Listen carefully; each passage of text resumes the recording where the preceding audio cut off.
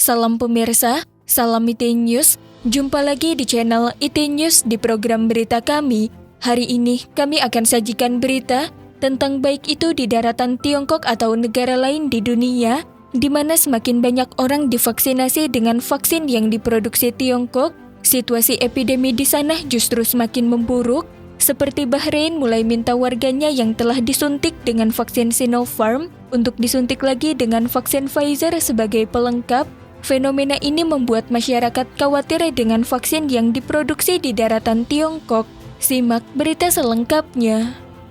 Pada 20 Juni, Komisi Kesehatan Komunis Tiongkok mengklaim bahwa tercatat hingga 19 Juni, jumlah total vaksin COVID-19 yang telah disuntikan kepada warga di 31 provinsi dan kota di seluruh negeri telah melampaui 1 miliar dosis, di antaranya dari 900 juta hingga menembus 1 miliar dosis, hanya membutuhkan 5 hari penyuntikannya. Dengan kata lain, jumlah rata-rata penyuntikan vaksin per hari adalah 20 juta lebih dosis. Namun demikian, semakin tinggi jumlah orang yang divaksinasi, semakin tinggi pula jumlah orang yang terinfeksi. Ambil Provinsi Guangdong yang jumlah penyuntikan vaksinnya tertinggi di daratan Tiongkok sebagai contoh.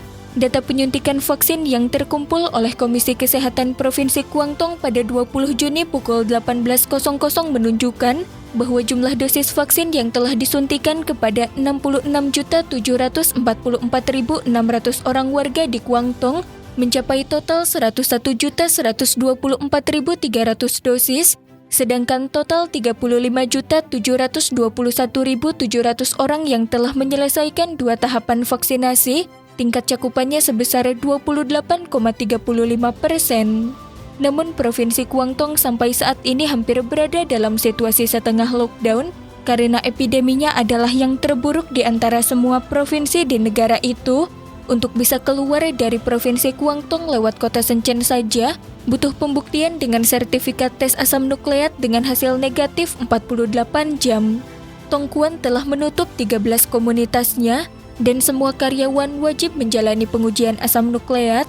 Warga Fosan baru-baru ini protes karena pihak berwenang menunda pembukaan lockdown. Video online menunjukkan bahwa puluhan ribu warga Guangzhou berbaris sepanjang malam di stadion olahraga untuk menunggu giliran pengujian asam nukleat. Menurut data yang tersedia di database online or World in Data milik Universitas Oxford, 9 dari 10 negara di dunia yang paling parah terpapar COVID-19 adalah negara yang banyak menggunakan vaksin buatan Tiongkok. Laporan JP Morgan Chase pada pertengahan bulan Juni menunjukkan bahwa situasi epidemi di 8 negara meningkat setelah penduduknya divaksinasi dengan vaksin buatan daratan Tiongkok. Komentator Kopitdong mengatakan, bukan hanya komunitas internasional yang kasus epideminya meningkat karena menggunakan vaksin buatan Tiongkok, tetapi juga Guangzhou, Tiongkok, justru jumlah kasus infeksinya meningkat setelah semakin banyak warga di provinsi itu menerima vaksinasi buatan domestik. Masyarakat internasional juga semakin khawatir dengan efektivitas vaksin buatan Tiongkok. Pejabat kesehatan Costa Rica mengatakan pada hari Rabu lalu 16 Juni bahwa mereka memutuskan untuk tidak menggunakan vaksin Sinovac.